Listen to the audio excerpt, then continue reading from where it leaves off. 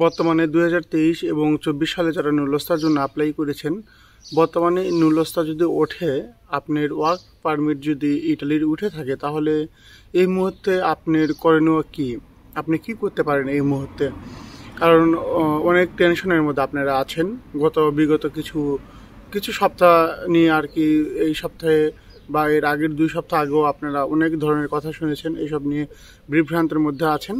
তো নুলস্তা পাওয়ার সাথে সাথে আপনাদের করণীয় কি, এইটা বলবো। আর ইটালির বর্তমান অবস্থা কি, ইটালিতে বর্তমানে ফ্লুসির যেই নুলস্তা উঠতেছে সেই সম্পর্কে কথা বলবো। আর ইটালির বর্তমান অবস্থা মানে কি হতে যাচ্ছে সামনে, এই বিষয়ে কথা বলবো।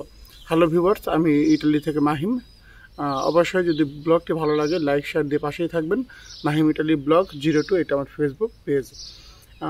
ইটালির বর্তমান অবস্থা যদি বলতে যাই আপনাদের কাছে,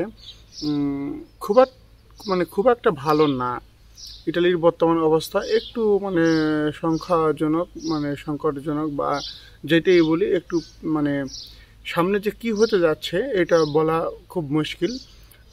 কারণ সামনে আরও ভয়াবহ হতে পারে। বিভিন্ন এখন বর্তমানে যে গভর্নমেন্ট সিজন, বিভিন্ন শহরে কন্ট্রোল হচ্ছে বা কন্ট্রোল দিচ্ছে বিভিন্ন ক্ষেত্রে।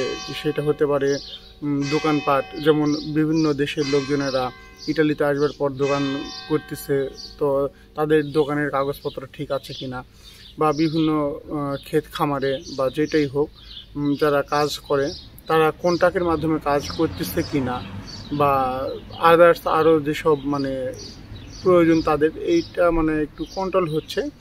আর এটা নতুন কোনো ইয়ে না, এটা আগের থেকেই এরকম গরমের সিজনে কন্ট্রোল হয় আর কি। এটা নিয়ে ভাববার কোনো বিষয় নেই।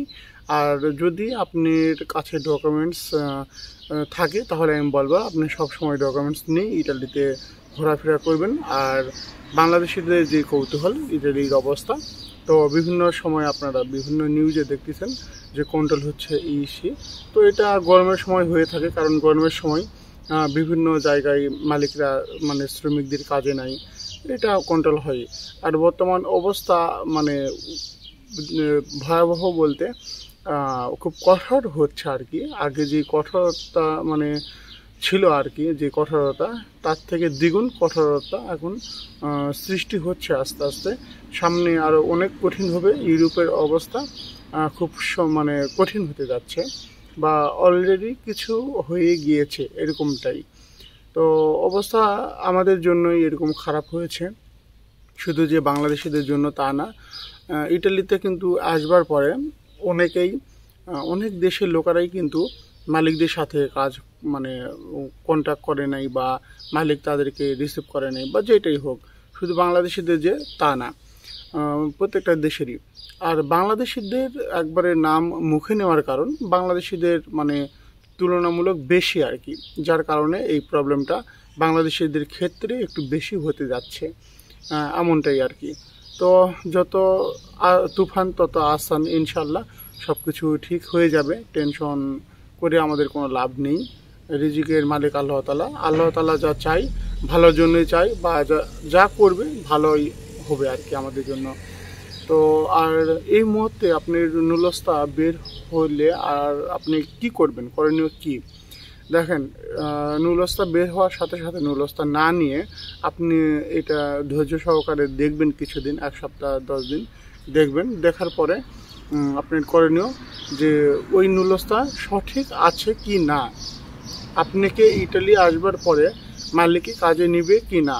আপনি যদি এতটুকু কনফার্ম হতে চান, তাহলে আমি বলবো যে আপনি যেই মালিকের মাধ্যমে আপনার আবেদন করা হয়েছে, ওই মালিকের কাছ থেকে ওই মালিকের যাবতীয় যা ডকুমেন্টস আছে, যেমন কার্তা আইডেন্টিটা বা কদেশি ফিসকালে, বা মালিকের যেই সত্যতা, এরকম কাগজপত্রগুলো আপনি নিয়ে নেবেন।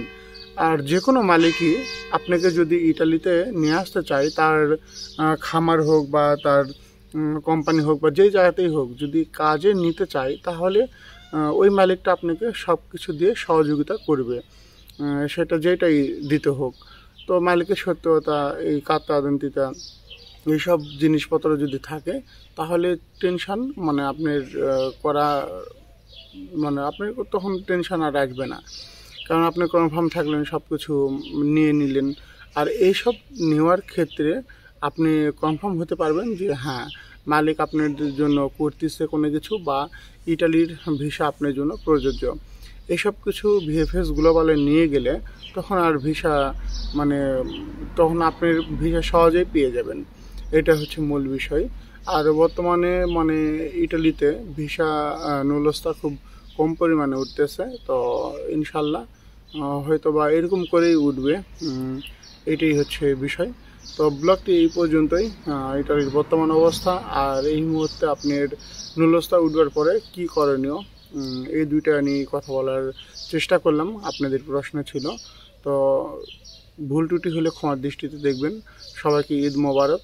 2 দিন ধরে ভিডিও দিতে পারি নাই বা দেই নেই, কারণ বিভিন্ন মানে সমস্যার কারণে দেই নেই আর কি। তো সবাই ভালো থাকবেন। আসসালামু আলাইকুম, আল্লাহ হাফেজ।